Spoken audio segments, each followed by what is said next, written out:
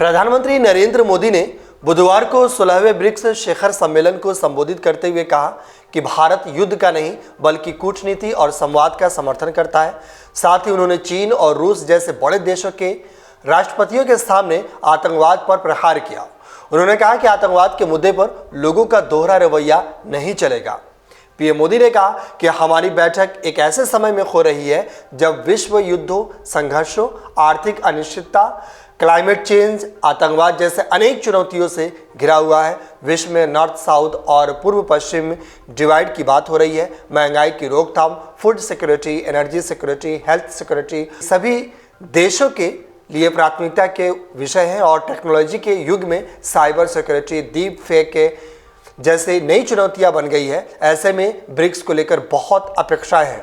वहीं प्रधानमंत्री नरेंद्र मोदी ने कहा कि आतंकवाद और टेरर फाइनेंसिंग से निपटने के लिए हम सभी को एक मत होकर दृढ़ता से आगे बढ़ना होगा।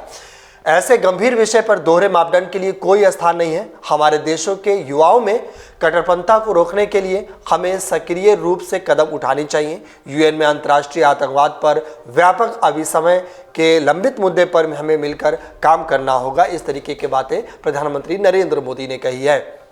आपको बता दें कि प्रधानमंत्री नरेंद्र मोदी रूस के कजान शहर में आयोजित ब्रिक्स समिट में शामिल हुए। ब्रिक्स के मंच से उन्होंने चीन, रूस समेत पूरी दुनिया को नसीहत दी कि जंग किसी भी समस्या का समाधान नहीं है। पीएम मोदी ने कहा कि हम युद्ध नहीं, डायलॉग और डिप्लोमेसी का समर्थन करते हैं। पीएम जब संबोधित कर रहे थे तो उनके अगल बगल चीन के राष्ट्रपति शी जिनपिंग और राष्ट्रपति व्लादिमीर पुतिन मौजूद थे। वहीं पीएम मोदी ने अपने भाषण की शुरुआत करते हुए कहा कि आज की बैठक के शानदार आयोजन के लिए मैं राष्ट्रपति पुतिन का हार्दिक आभार व्यक्त करता हूं।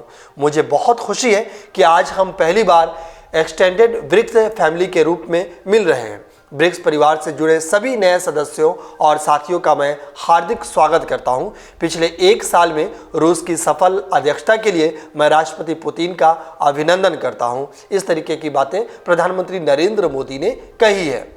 वहीं पीएम ने आगे कहा कि ब्रिक्स ऐसा संगठन है जो समय के अनुसार खुद को बदलने की इच्छा शक्ति रखता है। हमें अपना उदाहरण पूरे विश्व के सामने रखते हुए वैश्विक संस्थाओं में सुधार के लिए एकमत होकर आवाज़ उठानी चाहिए। हमें संयुक्त राष्ट्र सुरक्षा परिषद, बहुपक्षीय विकास बैंक, WTO जैसे वैश्विक संस्थानों में रिफॉर्म्स के लिए समयबद्ध तरीके से आगे बढ़ना चाहिए। ब्रिक्स के प्रयासों को आगे बढ़ाते हुए हमें ध्यान रखना चाहिए कि इस संगठन की छवि ऐसी ना बने कि हम ग्लोबल संस्थाओं में रिफॉर्म नहीं बल्कि उन्हें रिप्लेस करना चाहते हैं। वहीं दुनिया को लेकर भारत के रवैये पर बोलते हुए उन्होंने कहा कि हम युद्ध नहीं, डायलॉग और डिप्लोमेसी का समर्थन करते हैं और जिस तरह हमने मिलकर कोविड जैसे चुनौती को परास्त किया उसी तरह हम भावी पीढ़ी के सुरक्षित, सशक्त और समृद्ध भविष्य के लिए नए अवसर पैदा करने में पूरी तरह सक्षम हैं। इस तरीके से ब्रिक्स के मंच से प्रधानमंत्री नरेंद्र मोदी ने ये बातें कही है। आपको बता दें कि कजान में ब्रिक्स शिखर सम्मेलन पर दुनिया की नजर रही और सबसे ज्यादा सुर्खियों में रही भारतीय प्रधानमंत्री नरेंद्र मोदी और चीन के राष्ट्रपति शी जिनपिंग के बीच बैठक में 4.5 साल से भारत और चीन के बीच पूर्वी लद्दाख में जारी गतिरोध को खत्म करने के फैसले पर मुहर जो लगनी थी वो मुहर लगा दी गई है।